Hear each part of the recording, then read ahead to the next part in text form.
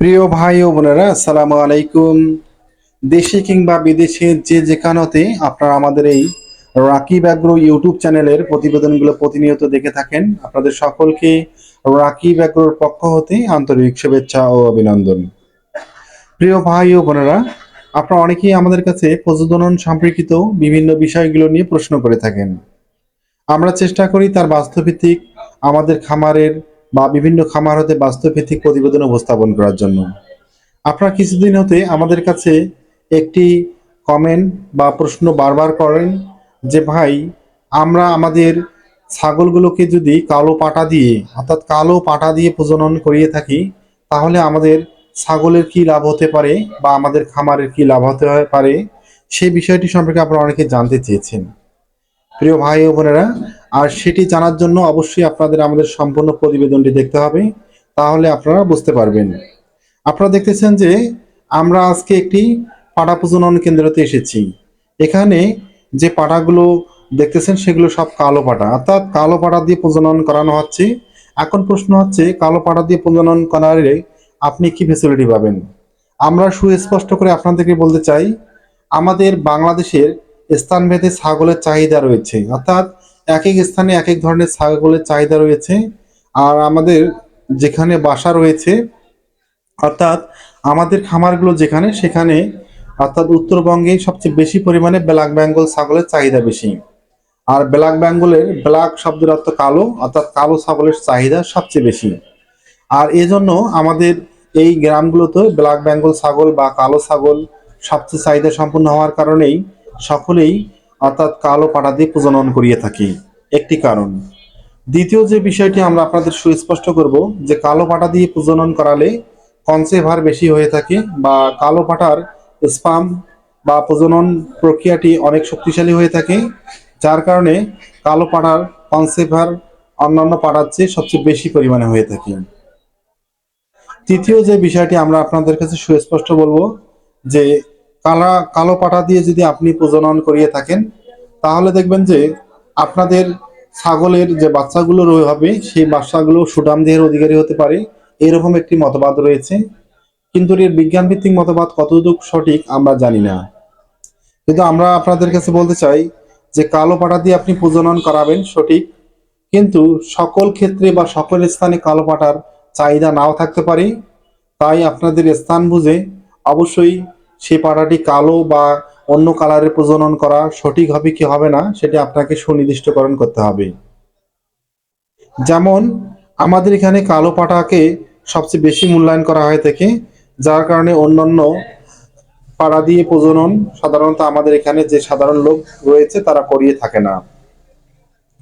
আরেকটি বিষয় আমরা বলবো যে কালো পাঠার রোগ প্রতিরোধ ক্ষমতা বেশি হয়ে থাকে, এটি আমরা অনেকেই মনে করি। যদিও রোগ প্রতিরোধ ক্ষমতা তার দৈহিক গঠনের উপর বা বিভিন্ন বিষয়ের উপর ডিপেন্ড করে থাকে, কিন্তু আমরা সাধারণত মনে করি যে কালো পাঠাগুলো তাপ সহিষ্ণু এবং রোগ প্রতিরোধ ক্ষমতা সবচেয়ে বেশি হওয়ার কারণে আমরা কালো পাঠা দিয়ে প্রজনন করিয়ে থাকি। কিন্তু বিষয় হচ্ছে যে আপনারা দেখবেন যে বিভিন্ন জায়গায় কালো চেয়ে বিভিন্ন ধরনের প্রিন্ট কালারের বা বিভিন্ন কালারের পাঠা দিয়ে প্রজনন করিয়ে থাকি। আর আমরা আজকে যে পাঠা প্রজনন কেন্দ্রটিতে এসেছি, সেখানে আপনি চাইলে আপনার ছাগলটিকে বিভিন্ন কালারের উন্নত মানের পাঠা দিয়ে প্রজনন করাতে পারবেন। কিন্তু আমাদের উত্তরবঙ্গে বা নীলফামারী জেলায় কালো ছাগলের বা ব্ল্যাক ছাগলের চাহিদা বেশি হওয়ার কারণেই আমরা মূলত এই কালো পাঠাগুলো দিয়ে প্রজনন করিয়ে থাকি। আর কালো পাঠার সৌন্দর্যের বহিঃপ্রকাশও সুন্দর হয়, এবং তাকে সে ধুলাবালি বা কোনো কিছু যে ময়লা সঙ্গে সম্পৃক্ত হয় ছাগলগুলো, তাহলে দেখবেন যে সেগুলো তার শরীরে সেভাবে প্রকাশ পায় না, যার কারণে আমাদের এই গ্রামগুলোতে কালো পাঠার প্রয়োজনীয়তা বা চাহিদা সবচেয়ে বেশি। কিন্তু আমরা আপনাদের বলবো যে কালো পাঠার চেয়ে যে অন্যান্য যে পাঠাগুলো রয়েছে সেগুলোর যে স্পাম বা শক্তিশালী বা কম হবে এটিও নয়, এটি তার জৈবিক চাহিদা বা তার দক্ষতা বা ক্ষমতার উপরে ডিপেন্ড করে সাধারণত একটি ছাগলের। কিন্তু আপনি বলতে চাই যে আপনারা চাইলে আপনাদের ছাগলগুলো কালো পাঠা দিয়ে প্রজনন করাতে পারেন, আবার রঙিন পাঠা দিয়েও প্রজনন করাতে পারেন। সেক্ষেত্রে আপনাদের কোনো সমস্যা নেই, অর্থাৎ আপনার রুচিবোধ এবং আপনাদের গ্রামের চাহিদা অনুপাতে আপনাদের ছাগলগুলো দিয়ে প্রজনন করাতে হবে।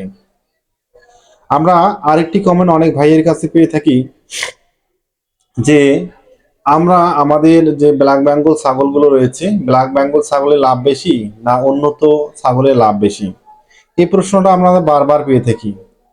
আমরা আপনাদের কাছে সুস্পষ্ট করে বলতে চাই যে আপনি যদি ব্ল্যাক বেঙ্গল লালন পালন করে লাভের দেখা পেয়ে থাকেন তাহলে ব্ল্যাক বেঙ্গল লালন পালন করবেন। আবার যদি আপনি ব্ল্যাক বেঙ্গল ব্যতীত উন্নত মানের পাঠা দিয়ে প্রজনন করিয়ে উন্নত ছাগল দিয়ে যদি আপনি লাভ বেশি পেয়ে থাকেন তাহলে উন্নত পাঠা দিয়ে লালন পালন করবেন। এখন বিষয় হচ্ছে যে ব্ল্যাক বেঙ্গল ছাগল দিয়ে যখন লালন পালন করবেন, আপনার ছাগলগুলো ব্ল্যাক বেঙ্গল ছাগল লালন পালন করবেন, তখন দেখবেন যে ব্ল্যাক বেঙ্গল ছাগলের ব্যয় সবচেয়ে বেশি কম হয়ে থাকে। অর্থাৎ ব্ল্যাক বেঙ্গলের যে খাবার যে চাহিদা সেটিও অনেক কম এবং তাদের খাদ্য গ্রহণ বিষয়টি অনেক কম এবং তাদের খাবারও অনেক কম লাগে। যার কারণে ব্ল্যাক বেঙ্গল ছাগলগুলোতে আপনি যে কোনো জায়গায় বেঁধে রাখলেই আপনি সাধারণত সেখানে বেঁধে রাখলেই আপনি মূলত অল্প ব্যয়েই আপনাদের ব্ল্যাক বেঙ্গল ছাগলগুলোকে লালন পালন করতে পারবেন। কিন্তু যদি আপনি উন্নত মানের ছাগল লালন পালন করেন তাহলে আপনাদের ভুসির প্রয়োজন আছে এবং বিভিন্ন ধরনের খাদ্যের প্রয়োজন রয়েছে। সেই ক্ষেত্রে দেখবেন যে আপনাদের ব্যয়টি ব্ল্যাক বেঙ্গল ছাগলের ব্যয়ের চেয়ে অনেক বেশি হবে। তাই আমরা বলবো যে আপনার যে আর্থিক দক্ষতা বা ক্ষমতা অনেকটাই কম হয়ে থাকে তাহলে আপনি ব্ল্যাক বেঙ্গল ছাগল পালন করবেন। আর যদি আপনি মনে করেন যে আপনার অর্থের পরিমাণ অনেক বেশি এবং দক্ষতা আপনার আহ, মনে করেন যে আপনার অর্থ অনেক বেশি রয়েছে এবং শৌখিনতা রয়েছে, তাহলে অবশ্যই আপনি উন্নত মানের ছাগলগুলো দিয়ে লালন পালন করবেন বা উন্নত মানের পাঠা দিয়ে প্রজনন করাবেন, সেক্ষেত্রে কোনো সমস্যা নেই। কিন্তু আপনাকে প্রজনন করার ক্ষেত্রে অবশ্যই চিন্তা ভাবনা করে করতে হবে। আবার আপনাদের ছাগলের যে খামারটি তৈরি করবেন সেই ছাগলের খামারটি তৈরি করার পরে অবশ্যই দেখবেন যে যে ছাগল লালন পালনে আপনি আয়ের উপরে যাচ্ছেন অর্থাৎ আয় পাচ্ছেন সেই ছাগলের লালন পালন করবেন। আর অন্যের কথা শুনে বা অন্যের বুদ্ধি শুনে কখনো অন্যান্য ছাগল বা বিভিন্ন ধরনের শৌখিন ছাগলগুলো লালন পালন না করাই সবচেয়ে শ্রেয়। আর শৌখিন ছাগল লালন পালন মূলত বিক্রি করার ক্ষেত্রে আমাদের একটা ঝামেলা রয়েছে। আমাদের গ্রামগুলোতে সাধারণত যে হাটগুলো রয়েছে সেই হাটগুলোতে নিয়ে গেলে সেগুলো বেচা বিক্রি নিয়ে অনেকটাই সমস্যায় থাকি। তাই অবশ্যই সঠিকভাবে বেচা বিক্রি এবং আপনাদের যদি সঠিকভাবে সেগুলোকে সেল দিতে হয় তাহলে অবশ্যই আপনাদের স্থানে কোনটির চাহিদা বেশি সেই চাহিদার উপর ডিপেন্ড করে অবশ্যই আপনাকে বিক্রি করতে হবে। প্রিয় ভাই ও বোনেরা, আপনাদের যদি আমাদের এই রাখি ব্যাগরি ইউটিউব চ্যানেলের প্রতিবেদনগুলো ভালো লেগে থাকে তাহলে অবশ্যই আপনারা আমাদের এই চ্যানেলটি সাবস্ক্রাইব করবেন, বেল বাটনটি ক্লিক করে আমাদের সাথে থাকবেন। আমরা অবশ্যই নিত্য নতুন প্রতিবেদন নিয়ে আপনাদের সামনে হাজির হব। আপনাদের সকলকে ধন্যবাদ। আসসালামু আলাইকুম।